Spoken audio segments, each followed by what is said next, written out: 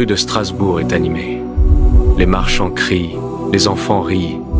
Une tapisserie vibrante de 1518. Au milieu de l'agitation quotidienne, le visage de Frautrophia est un masque d'étrange extase. Ses yeux brillent d'ardeur, mais sont assombris par une douleur indéniable. Sans s'en apercevoir, Frautrophia commence à se balancer, ses pieds trouvant un rythme qui lui est inconnu. La danse s'intensifie. Une expression fébrile grandit sur son visage. La foule grandissante regarde pendant qu'elle danse, ignorant le désastre à venir. Sous le soleil d'été, la place publique bourdonne de vie. Une foule grandissante encerclant Frautrophia. Des dizaines la rejoignent dans sa danse. Un mélange d'euphorie et d'épuisement gravé sur leur visage. La scène se déroule avec une énergie frénétique. Des corps se balançant au rythme d'une musique invisible. Un médecin pragmatique observe de loin, son scepticisme contrastant fortement avec le chaos joyeux. Ses yeux se plissent, évaluant les danseurs avec un détachement clinique. La danse joyeuse continue, apparemment inconsciente de l'examen prudent du médecin. La lueur vacillante des bougies illumine le visage du docteur alors qu'il plonge dans d'anciens textes, une tempête d'inquiétude se préparant dans ses yeux. Les ombres dansent sauvagement sur les étagères chargées de livres anciens, chuchotant les secrets de remèdes oubliés. Ses doigts parcourent les pages usées, cherchant désespérément une explication rationnelle à la peste inexplicable. L'air est lourd du parfum des herbes et des potions en ébullition, un témoignage silencieux de sa quête incessante. La voix d'Anna perce le calme studieux. « S'il vous plaît, docteur, vous devez nous aider. Ma sœur est affligée. » Son regard se lève, rencontrant la supplication désespérée d'Anna, une lueur de résolution s'allumant dans ses yeux là.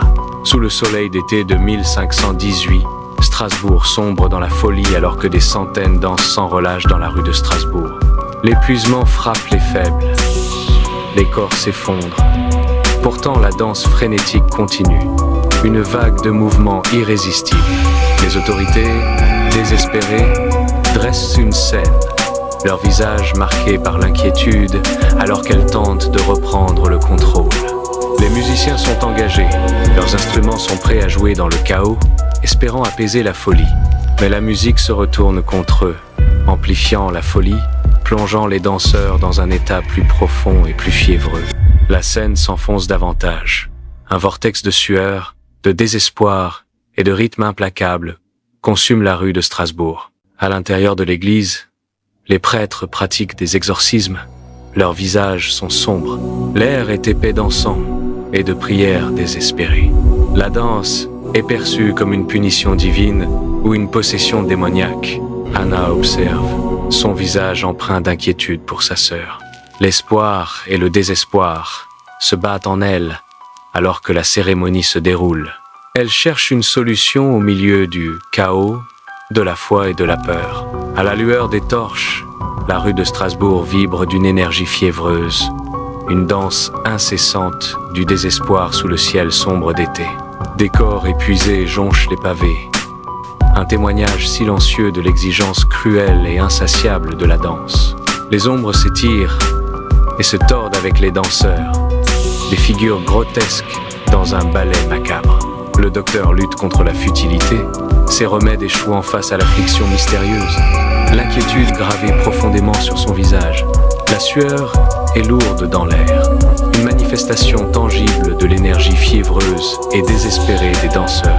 L'air de la nuit est lourd, alors qu'Anna observe sa sœur, prise dans les affres d'une danse sans fin. Même dans son sommeil, les pieds de sa sœur tressaillent et tourbillonnent, hantés par un rythme invisible. Le visage d'Anna est empreint d'inquiétude. Une veillée silencieuse dans la pièce faiblement éclairée. Partagée entre l'effroi et la tendresse, elle observe le mouvement incessant.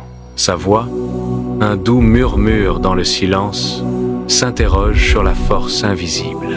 La danse est-elle une malédiction ou une forme de libération ? Demande Anna, le cœur lourd de questions sans réponse. Sous le soleil d'été, la place publique vibre de vie alors que des centaines sont emportées dans une danse frénétique, leurs mouvements extatiques et terrifiants. Les visages reflètent un mélange de bonheur et d'horreur. Chaque danseur étant perdu dans son propre monde, mais lié par le rythme mystérieux.